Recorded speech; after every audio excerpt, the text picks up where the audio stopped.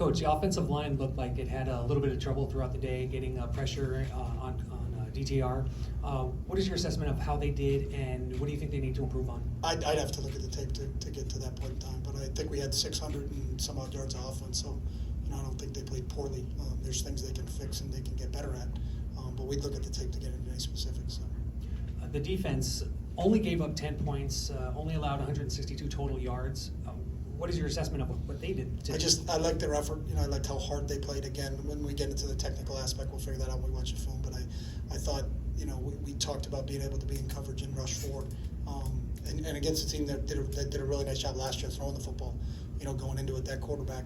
And I talked to him after the game. He's a tough sucker. We got after him today, and he just kept bouncing back and making plays. And they have a really sound scheme. Coach Leffert does a great job with what they do offensively. So, for us to do what we did, hold them under 200 yards and really 7 points, that was really impressive to start the season, and hopefully we can build upon that. Coach, how important would you say the chunk plays are to this offense? You had Dorian's big touchdown run early, and then Josiah with the big one late too. Yeah, X plays for anybody is, if you win the X play battle, obviously if you can win the turnover battle and the X play battle, you're probably going to win the football game. And our guys know that. That's part of our plan to win, of winning the X play battle. Do we have more X plays than they have? And it's a combination of what we do on the defensive side of the ball and then what we do offensively. But, when we needed a play and we were down, it was Dorian's long touchdown, and then Zach really kind of sparked us. I think it was the two veteran leaders on the offensive side of the ball kind of helped us get out of that hole, and it was good to see, and that's what you need. You got to rely on your playmakers in those deals, and then they came up with some really big plays for us. And then special teams early on, you had Jake he muffed it, and then you had Nick had his punt blocked. What do you think went wrong in those situations, and how? You have to look at the film. I think Jake, and you can talk to him about it, I think he just took his eyes off. It was a fair catch situation. We just have to field the ball, and then we'll have to look at the film to see what happened on the punt block. And Coach, how big of a factor was the heat, and how did it affect the way did you call certain plays a different way? Because of, I don't think it was a factor because it affected both teams. I think they had a lot of guys going down with cramps. We had a few guys that cramped a little bit. I thought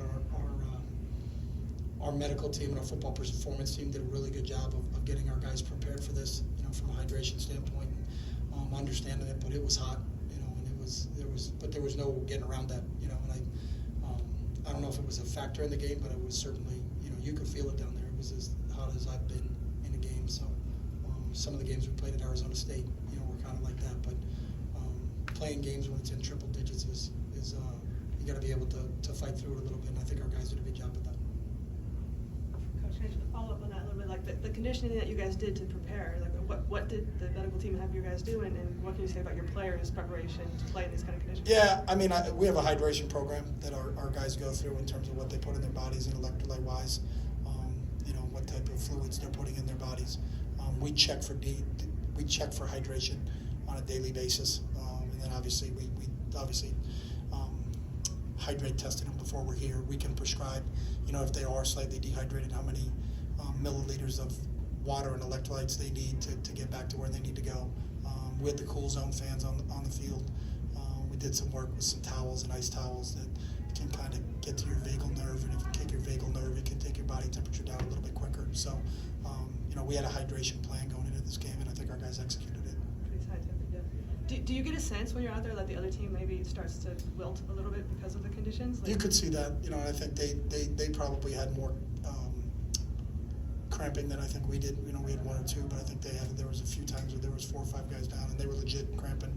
You could see it in them, and it makes it difficult. So, obviously your depth in a game like this will get tested, and I think that was, I think our depth kind of shone through as the game went along.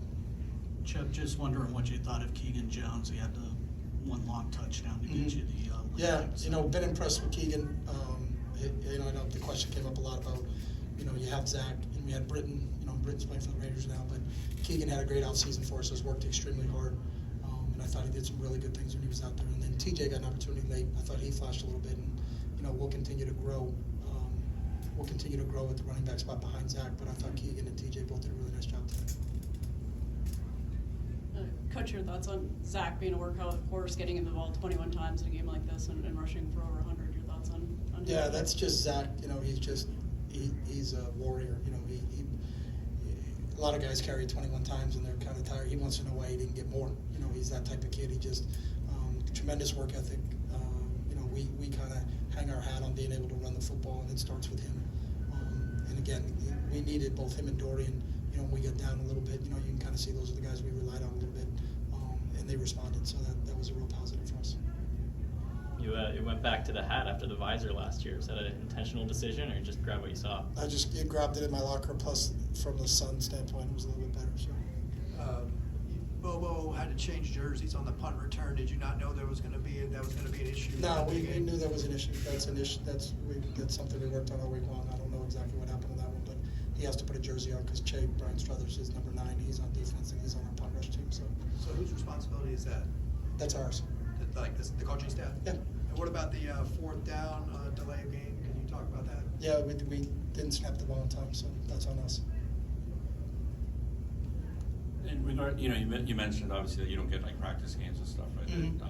But when you look at those early mistakes, based on what you saw, in preparing for this game, what gives you the confidence, I guess, that for these players that was just kind of a temporary thing rather than? Well, I think every game, you never play a perfect game, so there's always things you have to work on after every game you play. The cool thing is that, Winston Churchill said the problems in victory are a lot more agreeable than the problems in defeat, but they're no less difficult. So, we have things we have to get better at, and I think that's what college football is. We will not be the same team at the end of the year than we are at the beginning of the year. As I told our guys, I hope our goal is that this will be the worst game we play. And that's how you learn. That's how learning happens, is that you make mistakes and then you go out and correct those mistakes, and that's what the process is for us. And I think our guys understand that. But the one thing we talk about, do we play with great effort, and then how do we respond when things don't go our way? And I thought both those things we accomplished today. But there's still a ton of football that we have to get better at. So there's 12 games. Now we got 11 left. You get one a week, and so you learn from it. And you hope we'll come back in on Monday. We'll make the necessary corrections, and then we'll move on to our next opponent. All right, thanks, Coach. Thanks, guys. That's good.